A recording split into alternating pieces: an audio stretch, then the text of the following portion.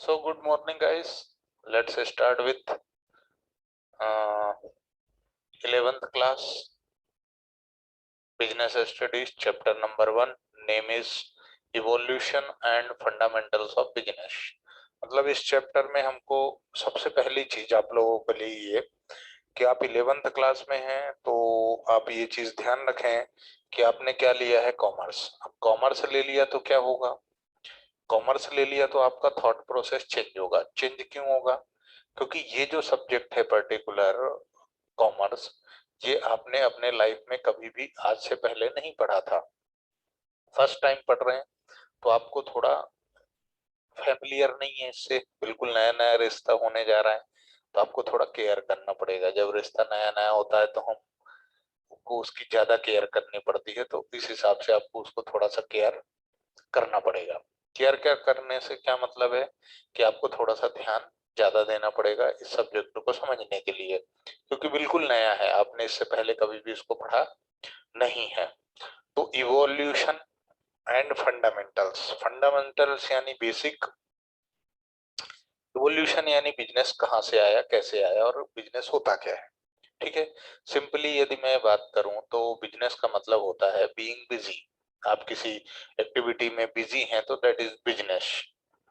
लेकिन उसके लिए भी एक्टिविटी भी आपकी दो तरह की होती हैं, इकोनॉमिक और नॉन इकोनॉमिक। हो सकता है आपने 9th या 10th के का जो आपका हिस्ट्री, जियोग्राफी, ऐसा करके सोशल साइंस एसएसटी जो सब्जेक्ट था उसमें आपने इकोनॉमिक एक्टिविटीज पढ़ा होगा, तो वहाँ पे इकोनॉमिक और नॉन इकोनॉमिक एक्टिविटी पढ़ी होगी। तो इकोनॉमिक एक्टिविटी जहाँ पर मनी इन्वॉल्व हो वो इकोनॉमिक एक्टिविटी है ना। तो चलिए आगे बढ़ते हैं और इस चैप्टर में, चैप्टर नंबर 1 में हमें क्या क्या पढ़ना है मित्रों। History of commerce in India, commerce में इंडिया में कॉमर्स की हिस्ट्री क्या रही, कैसे आया, क्यों आया, कब आया। उसके बाद बैंकिंग सिस्टम क्या है, फिर इंटरमीडियरीज क्या होता है, ट्रांसपोर्ट सिस्टम क्या है, ट्रेडिंग कम्युनिटीज क्या होती हैं, इंडिया का वर्ल्ड इकोनॉमी के कंपैरिजन में क्या पोजीशन है, फिर ह्यूमन एक्टिविटीज। उसके बाद बिजनेस का कॉन्सेप्ट आएगा, प्रोफेशन आएगा, एम्प्लॉयमेंट आएगा, इनके बीच में डिफरेंस आएगा, क्लासिफिकेशन, इंडस्ट्री, कॉमर्स, ये सारी चीजें हमको समझना है। तो 18 पॉइंट में डिवाइडेड है ये चैप्टर। Let's start with history of commerce in India. तो मित्रों कहने का तात्पर्य ये है कि history of commerce in India, तो commerce is a wide term which consist of all those activities which are necessary for, इनका ये कहना है कि कॉमर्स एक वाइड टर्म है। वाइड टर्म का मतलब बड़ी चीजें, यानी इसमें बहुत सारी चीजें इंक्लूड होती हैं। ठीक है, उसके बाद which consist of all those activities, हर वो एक्टिविटी विच इज नेसेसरी, जो जरूरी है, किस लिए जरूरी, फॉर सेल, ट्रांसफर और exchange of goods and services. Commerce का मतलब हर उस एक्टिविटी से है जो एक्टिविटी आपके लिए जरूरी है, किस बात के लिए, सेल करने के लिए, ट्रांसफर करने के लिए या फिर एक्सचेंज करने के लिए। अच्छा, अब ये ट्रांससेल तो सर बेचना हमको समझ में आता है, ट्रांसफर का मतलब है एक व्यक्ति के नाम से ट्रांसफर करके दूसरे नाम पर कर दो। जैसे आपने अपनी गाड़ी सेल करते हैं, बाइक, 4 व्हीलर, 2 व्हीलर, तो ये क्या होता है, इनका जो रजिस्ट्रेशन सर्टिफिकेट होता है उसमें नाम ट्रांसफर होता है। उसके बाद एक्सचेंज मतलब समथिंग इन रिटर्न, आपने कुछ किसी बंदे को कुछ दिया और उसके बदले आपने उससे कुछ ले लिया, तो एक्सचेंज अब गुड्स एंड सर्विसेज हो गया। ठीक है, तो हर वो चीज, हर वो एक्टिविटी जो किसी गुड्स या सर्विस को, सर्विस मतलब मैं बढ़ा रहा हूँ, सर्विस है। उसके बाद डॉक्टर सर्विस देता है, कंसल्टेंसी किसी से ले रहे हैं, किसी से सलाह मशविरा कर रहे हैं, वो सर्विस है। उसके बाद आपका गुड्स, गुड्स मतलब कोई भी आइटम, कोई भी मटेरियल आपने परचेस किया है कि हम इसको सेल कर देंगे। कोई भी मटेरियल या कोई भी आइटम आपने इसलिए परचेस किया है कि आप इसको सेल कर देंगे, तो वो आइटम आपका क्या कहलाएगा, गुड्स कहलाएगा। आपने उसको खरीदा ही इसलिए है ताकि आप उसको बेच सकें, उसको सेल करके आप प्रॉफिट अर्न कर सकें, तो वो क्या है, गुड्स है। तो ये हो गया आपका goods and service. It provides the necessary link between producer and consumer, जो जरूरी है लिंक वो किसके बीच में, प्रोड्यूसर यानी बनाने वाले और कंज्यूमर यानी जो एंड यूजर है उसका, ताकि जो प्रॉपर डिस्ट्रीब्यूशन ऑफ गुड्स है वो हो सके। भाई बना लिया आपने और बेचने कहाँ जाओगे, कस्टमर के पास। तो इनके बीच में लिंक बनाता है वो है कॉमर्स। कैसे बनाता है, जैसे जैसे चैप्टर आगे बढ़ेगा आपकी समझ भी बढ़ती चली जाएगी। चलिए, तो the economic and commercial evaluation of any economy depends upon its physical environment. किसी भी देश में इकोनॉमिक यानी all those activities which involve money, हर वो एक्टिविटी जो पैसे से संबंधित है, पैसे के लिए की जा रही है, for the money, by the money, है ना, ऐसा है तो वो इकोनॉमिक है। एंड कॉमर्शियल भी सेम होता है। Evaluation of economy depends upon its physical environment. In case of India, Himalayas are in the north, which is bordered by water in the south. A network, मतलब इनका ये कहना है कि हिमालय नॉर्थ में है और वो उसमें पानी से घिरा हुआ है, और ऐसे ही एक नेटवर्क बनाया गया। कैसे नेटवर्क बना,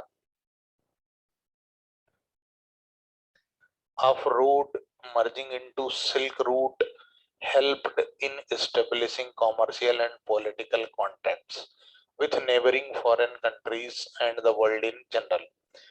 समुद्री रास्ते से, रोड के रास्ते से जो नेबरिंग कंट्रीज हैं उनसे ट्रांसपोर्टेशन या आना जाना ये इंडिया में शुरू हुआ पॉलिटिकल कॉन्ट्रैक्ट्स की वजह से। राजनीतिक जो कॉन्ट्रैक्ट्स होते हैं एक दूसरे कंट्रीज के, उसकी वजह से। अभी Silk Road was an ancient network of trade routes that connected the east and west.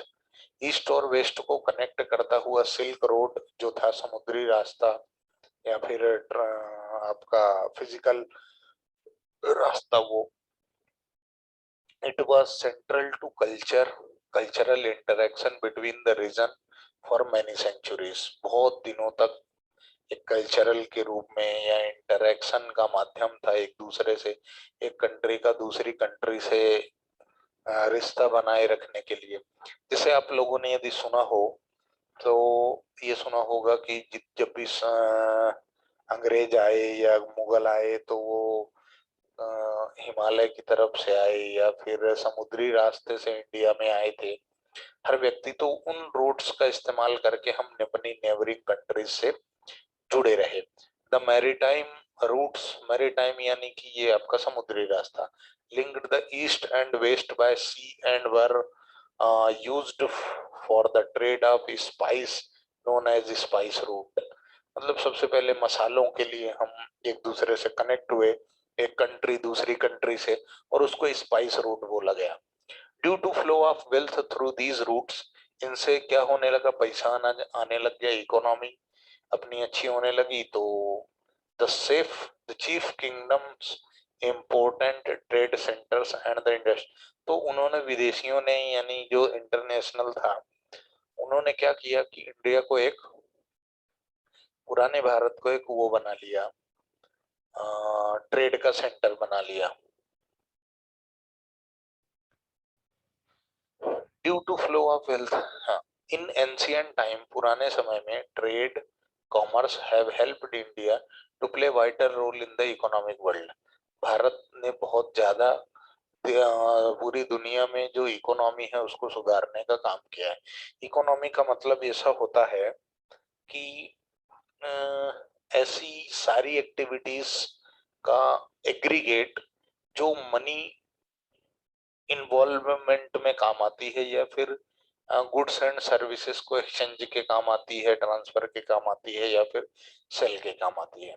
Archaeological evidences have shown that, archaeological evidences यानी जो पुरानी मूर्तियां हैं, कलाएं हैं, पुरानी चीजें हैं, वो ये दिखाती हैं कि जो trade and commerce was the main stay of ancient Indian economy carried out by water and land. पुराने जितने भी भारत से व्यापारिक मामले होते थे वो सारे के सारे ही कैसे होते थे, समुद्री रास्ते से होते थे या फिर जमीनों से थे।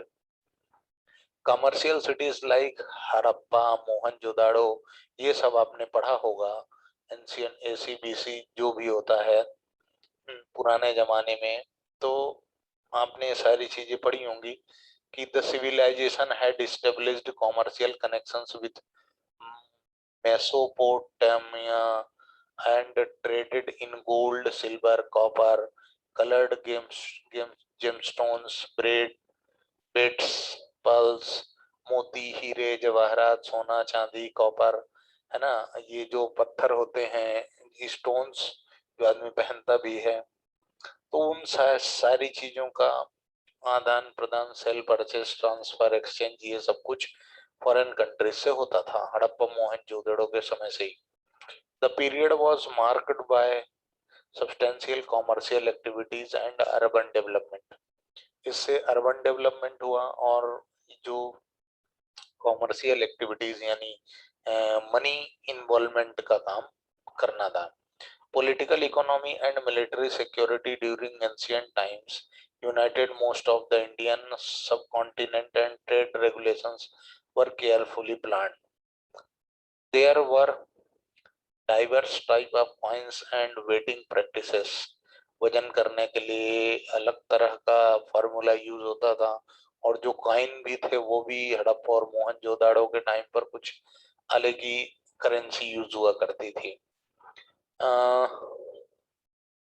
फिर which is used to vary from place to place, अलग अलग जगह पर अलग अलग मनी यूज होती थी। with the help of money changers and by restoring to certain commonly accepted weights and measures, कुछ कॉमन डिसाइडेड था कि वेट और मेजरमेंट किस तरीके से करना है। लेकिन इंडिजीनियस बैंकिंग सिस्टम जब भारत में आया तो बैंकिंग सिस्टम कैसे आया, अभी इसकी in the beginning of civilisation, जब सिविलाइजेशन शुरू हुआ, यानी पहले आपने भी सुना होगा कि हम बंदर थे, बंदर से हम फिर इंसान हुए, इंसान से फिर पहले ने जंगलों में रह के आदमी अपना गुजारा करता था, फिर इस तरीके से काम चला करता था इंसान का। लेकिन धीरे धीरे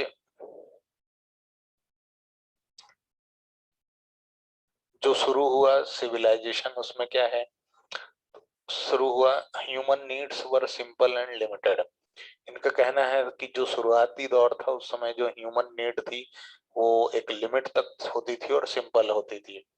the primitive world's trade was carried out according to the barter exchange. सबसे पहले जो सिस्टम शुरू हुआ वो बार्टर एक्सचेंज हुआ। बार्टर एक्सचेंज सिस्टम आप भी समझते हैं कि गुड्स के बदले गुड्स का लेन देन होता था। एक आदमी चना दे देता था, गेहूं ले लेता था, चावल दे देता था, अनाज ले लेता था। इस तरीके का जो एक्सचेंज सिस्टम चला, बाद में उसी को when a farmer gives wheat and gets cloth from the weaver in return, it is known as barter exchange. As economic life progressed, धीरे धीरे जब हमारा जीवन आगे बढ़ा, तो metals began to supplement other commodities as money. Other commodities जैसे मान लीजिए कि किसी के पास गेहूं नहीं है पर उसको कपड़े खरीदना है तो क्या होगा, तो अदर मेटल्स जो है, मेटल ने एक मनी का रूप ले लिया और वो कमोडिटी के एक्सचेंज में काम आना शुरू हुआ। Because of its durability and divisibility, a money served as a medium of exchange. ये जो मेटल्स थे ये ड्यूरेबल हुआ करते थे, जल्दी खराब नहीं होते थे, तो इन्होंने स्टोर का काम करके इनसे स्टोरेज हो जाती थी, तो उसको धीरे धीरे क्या बना लिया, मीडियम ऑफ एक्सचेंज बना लिया और उसका नाम दे दिया money. The introduction of metallic money and it's use accelerated economic activities. और जब मेटालिक मनी आई जो स्टोर वैल्यू का काम करती थी, मीडियम ऑफ एक्सचेंज का रूप ले लिया था जिसने, वो बहुत इकोनॉमिक एक्टिविटीज को एक्सिलरेट कर दिया उसने, यानी तेजी से डेवलप किया। Indigenous banking system played a prominent role in lending money and financing domestic and foreign। जो बैंकिंग सिस्टम जब आया तो उसने क्या किया, लोगों को उधारी लोन लेने देने की सुविधा दे दी, जिसकी वजह से ट्रेड में और बेनिफिट हुआ। लेटर ऑफ क्रेडिट मिल जाता था। लेटर ऑफ क्रेडिट यानी बैंक गारंटी ले लेता था कि नहीं भैया आप इनको उधारी में क्रेडिट में गुड्स दे दो, पेमेंट का टेंशन नहीं लेना।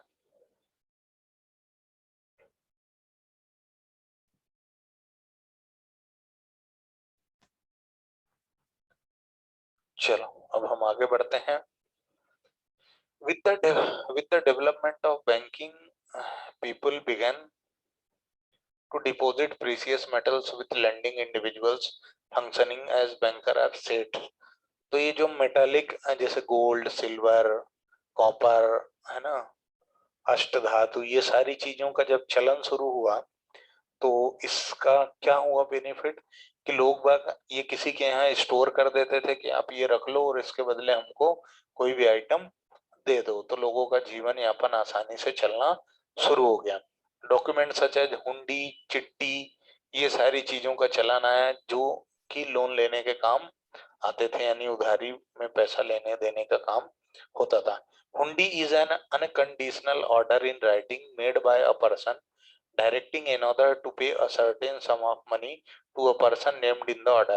इनका ये कहना था कि जो हुंडी थी, बहुत अच्छे से समझना, अकाउंट में भी काम आएगा। जो हुंडी था वो एक अनकंडीशनल ऑर्डर था in writing made by a person. एक व्यक्ति उसको लिखता था और उसमें डायरेक्शन देता था कि सर्टेन पर्सन को सर्टेन अमाउंट ऑफ मनी आपको देना है, लेकिन ये अनकंडीशनल है। अनकंडीशनल मतलब आपकी तरफ से कोई शर्त नहीं रखी जाएगी, जो पेमेंट देना है वो आपको देना ही पड़ेगा। अब इन्होंने क्या किया, जैसे आप ऐसा समझें कि आप ये एक आपने कोई सामान खरीदा और उसके बदले आपने क्या किया, उसके बदले आपने राइटिंग में कोई चीज दे दी।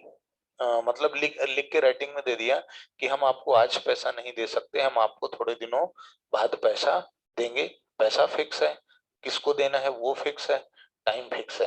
राइटिंग में है, कोई कंडीशन नहीं है। कंडीशन कैसे, जैसे आप बोल रहे हो, आपने उसमें लिख दिया नहीं यार 15 जून को बारिश होगी तो मैं पेमेंट दूंगा, इस तरीके से कोई कंडीशन नहीं रखी गई। सो हुंडी involve a contract which warrant the payment of money, the promise or order which is unconditional, capable of change through transfer by valid negotiation।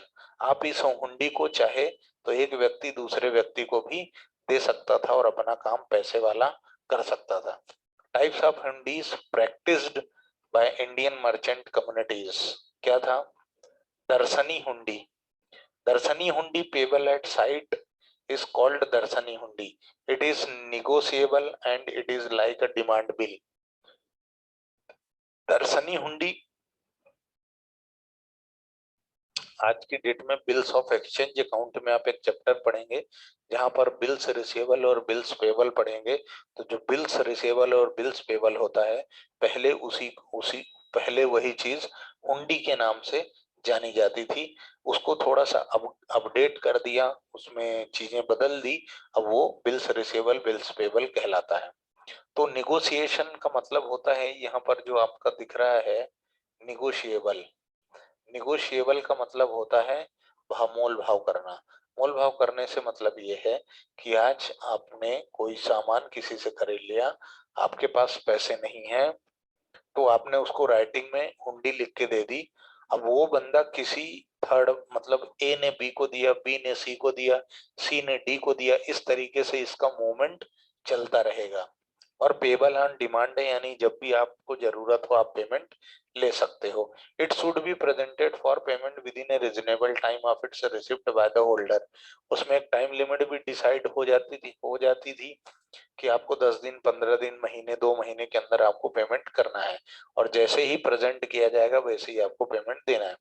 फिर मुद्दती और मैदी hundi. It is one which is payable after a specified period of time like the time bill. Banks usually provide loans against the security of such hundis. मुद्दी, मुद्दती और मैदी हुंडी। मुद्दत का मतलब होता है समय से, तो इसका ये कहना है कि इसमें एक फिक्स स्पेसिफाइड टाइम है, जब भी आपका डेट हो, महीने, 2 महीने, 15 दिन, उसमें आपको पेमेंट हो जाएगा। साह जोग हुंडी। This is a hundi made by made payable only to a sah, a respected person. यानी जो अमीर लोग होते थे उनके लिए बनती थी शाहजोग हुंडी, और एक रिस्पेक्टेबल पर्सन या फाइनेंशियल बैंक इसका पेमेंट करता था। इट में भी मुद्दती या दर्शनी, इसको कैसे भी किया जा सकता था, चाहे एक स्पेसिफाइड टाइम के लिए किया जा सकता था या ऑन डिमांड भी किया जा सकता था। नामजोग हुंडी का मतलब है उसमें payable to the party named in the hundi or his order, जिस बंदे का नाम लिखा रहता था पेमेंट उसी को दिया जाता था। फिर उसके बाद धनी जोग हुंडी, इट इज अ हुंडी which is made payable to the owner or a holder or a bearer or owner। धनी जोग का मतलब है जिसके पास में हुंडी होती थी उसी को पेमेंट देना होता था, चाहे वो मालिक हो, चाहे वो उसके पास होल्डर हो या बियरर हो, कोई भी पर्सन हो। जोखमी हुंडी, जोखमी has been derived from the Hindu word जोखिम, जोखिम यानी रिस्क, है ना। Such a hundi is usually drawn against goods shipped on a vessel. जब हम एक जगह से दूसरी जगह गुड्स बेचते थे जहाजों के थ्रू, तो हम इस हुंडी का इस्तेमाल करते थे, जोखमी हुंडी, शिपमेंट के काम आती थी। फिर जवाबी हुंडी, hundi which is in the form of letter और रिकमेंडेशन। जब हम किसी को रिकमेंड करते थे इसकी इस व्यक्ति को पैसे दे देना मेरे भरोसे पे या मेरे बिहाफ पे, तो वो जवाबी हुंडी कहलाती थी। फिर जिक्री हुंडी, it is a hundi accepted for or honour in writing on a जिक्री chit letter of protection without being protested। It is drawn in the name of a specified person residing in the town। मतलब ये भी वही था कि कोई व्यक्ति लिख के दे देता था और उसको एक्सेप्ट करता था कि मुझे किसी को पैसे किसी से दिलाने हैं, तो मैंने लिख के दे दिया कि आप ये बंदे को पेमेंट दे दो। फर्म फरमान जोग हुंडी, फरमान जोग यानी फरमान जारी करना। This hundi is made payable to the order of pay। It is just opposite of धनी जोग। धनी जोग में क्या था, किसी ओनर को पेमेंट होता था, और फरमानी में क्या, किसी को भी पेमेंट हो सकता था, बियरर जिसके पास वो हुंडी हो उसी के पास उसी को पेमेंट हो जाता था। अब हम economic activities by ancient people की तरफ बढ़ते हैं। तो एक बार और मैं आपको ये बता दूं, हुंडी आज की डेट में बिल्स ऑफ एक्सचेंज के नाम से जानी जाती है। उसमें थोड़ा सा अपग्रेड वर्जन कर दिया गया है, बिल्स रिसीवेबल, बिल्स पेबल, इस नाम से जाना जाता है। हालांकि ये आपको बहुत मुश्किल है, रेयर केस है कि आपके सिलेबस में इसमें से कुछ भी पूछा जाए, पर फिर भी नॉलेज के लिए दर्शनी, मुद्दती, सहजयोग, नामजोग, धनी, जोखमी, जोखिम यानी रिस्क, जवाबी, जिक्री और फरमान जो। तो इकोनॉमिक एंशिएंट पीपल यानी पुराने जमाने में मेन जो इकोनॉमिक एक्टिविटीज, अभी एक्टिविटी का मतलब क्या है कि आदमी दो तरीके के काम करता है, या तो सोशल सर्विस के लिए, इंटरनल सेटिस्फेक्शन के लिए, या फिर अर्निंग के लिए। यदि कोई भी काम अर्निंग के लिए किया जाए तो वो कहलाता है इकोनॉमिक एक्टिविटी, और यदि कोई काम सोशल सर्विस के लिए किया जाए तो नॉन इकोनॉमिक होता है। तो इकोनॉमिक यानी अर्निंग पर्पज से कोई एक्टिविटी परफॉर्म करना। तो agricultural and domestication of animals were important component of the economic life of ancient people. पुराने जमाने के जितने भी लोग थे उनका जो मेन काम था वो एनिमल, जानवर यानी गाय, भैंस, बकरी, ऊंट, भेड़ी, इनका पालन पोषण करना, और एग्रीकल्चर यानी खेती करना। यही चीजें वो करते थे और इसी से उनका जीवन यापन चलता था और अर्निंग होती थी। Due to favourable climatic conditions they were able to raise 2 or 3 crops. Favourable condition यदि है, क्लाइमेट का मौसम अच्छा है, समय पे धूप निकल रही है, समय पे बारिश हो रही है, समय पे ठंड पड़ रही है, तो वो 2 से 3 खेतियां कर लेते थे एक 12 महीने के पीरियड में। जिससे उनका क्या होता था, जैसे cotton, dyeing fabrics, clay pots, utensil, बर्तन बनाना, हैंडीक्राफ्ट इंडस्ट्री, उसके बाद कॉटेज, झोपड़ी, मैन्युफैक्चरिंग, ट्रांसपोर्टेशन, ये सारी चीजें, कार्ड्स, बैलगाड़ी, जहाज, पानी में जो शिप चलता था, बोट, नाव जो नदियों में चलती थी, इस तरीके की वो चीजें करते थे और उनको पैसा आता था, उसी में से वो खाते और कमाते थे, थोड़ी बहुत सेविंग भी कर लेते थे। वर्कशॉप, कारखाना हुआ करता था, जो कि prominent were skilled artisans worked and converted raw material into finished good which were high in demand. कुछ कारखाने भी थे जहां पर काम करके मजदूर रॉ मटेरियल को फिनिश्ड गुड बनाते थे, जैसे कॉटन, रुई, रुई से धागा, धागा से फिर कपड़ा बनता था। फैमिली बेस्ड बिजनेस भी होता था। स्पेशल स्किल यदि आपके पास है, पेंटिंग, डेंटिंग, है ना, कलाकारी, हैंडीक्राफ्ट, ये सारी चीजें होती थी। यहाँ हम इस लेक्चर को खत्म करते हैं। राइज ऑफ इंटरमीडिएरीज हम अपने नेक्स्ट चैप्टर में पढ़ेंगे। आप लोगों को बहुत बहुत धन्यवाद। आपसे अनुरोध है मेरे चैनल को शेयर करें, सब्सक्राइब करें, और ये टोटली फ्री है। आप चाहें तो इस वीडियो की डिस्क्रिप्शन लिंक में मेरी मोबाइल एप्लीकेशन भी है, उसको भी डाउनलोड कर सकते हैं, जिसमें आपको अकाउंट, इकोनॉमिक्स और बिजनेस स्टडीज तीनों chapter free of cost available हैं। आप एक बार रजिस्टर करके और अपना उसको बेनिफिट ले सकते हैं। Thank you very much. Thank you.